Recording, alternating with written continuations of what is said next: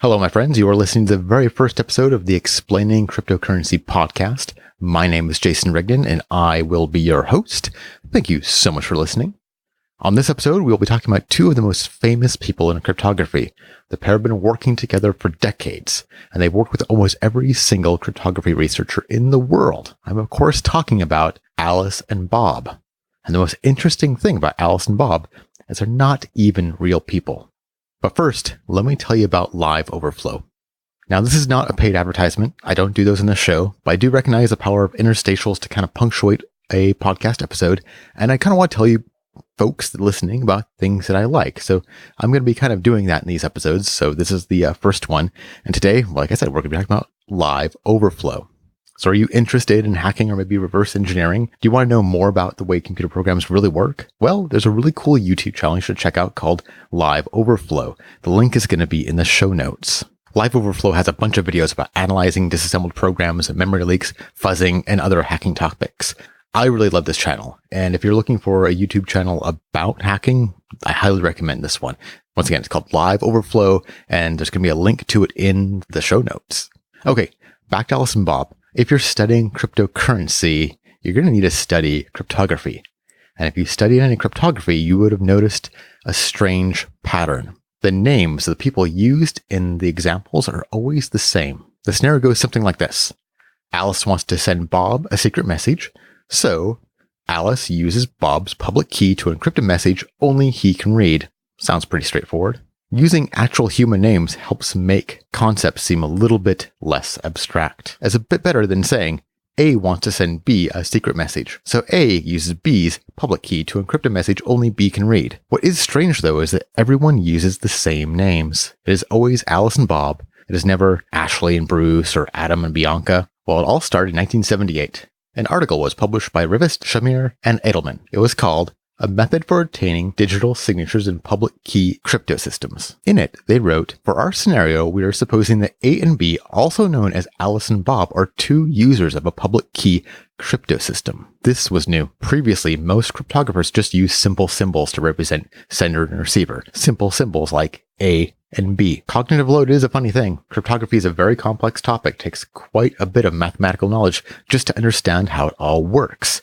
And then there are these really long, complex mathematical equations to understand.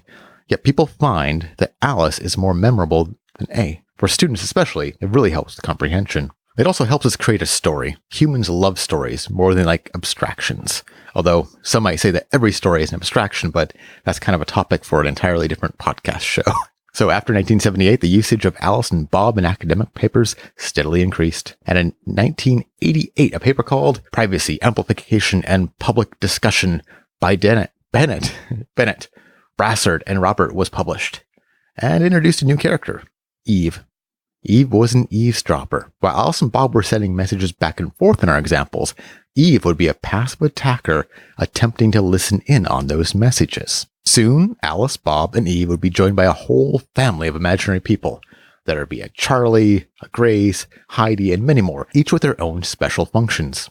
For example, Charlie is a third participant, so it would be Alice, Bob, and Charlie sending messages back and forth to each other, A, B, and C. Another example is Grace. Grace is a representative of the government. So Alice and Bob are sending messages back and forth, but Grace has access to government-mandated backdoors. This lets Grace read all the messages.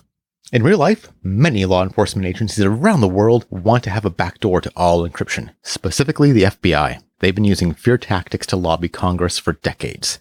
They want a software version of a golden key that can open any lock. Every legitimate cryptographer thinks this is a terrible idea. Anyhow, I'm not going to apologize for getting political here. It's impossible to talk about technology and not talk about politics, especially when it comes to cryptocurrency. So back to Alice and Bob and their cadre of associates. These imaginary characters are so popular, they've transcended academia and entered into pop culture. Geek culture, but pop culture nonetheless. They've appeared in comics like XKCD, there's t-shirts of them, there's even rap songs. Folks have even written backstories about the pair, like James Gordon's definitive biography of the pair and his after-dinner speech. Links to all these wonderful artifacts are going to be in the show notes. It's funny how common tropes are in computer science. From Alice and Bob to Hello World to Fubar, there's almost an endless supply of these patterns. Sometimes I wonder how long each one of these will last and what new ones are being created right now. I really doubt the originators of Alice and Bob had any idea they were creating such a cultural touchstone, and yet here, 4 decades later, we're still talking about these imaginary people passing around secrets. Well, that was the end of episode 1. Thanks for listening. If you enjoyed this episode, may I ask you for a small little favor? So this is a brand new show, and I'd really love to have topic ideas for my listeners. So if you would, please send me any kind of cryptocurrency topics you'd like to hear me cover. My contact details are going to be in the show notes. Once again, this has been Explaining Cryptocurrency. I'm Jason Rigden, and I hope to talk to you again soon.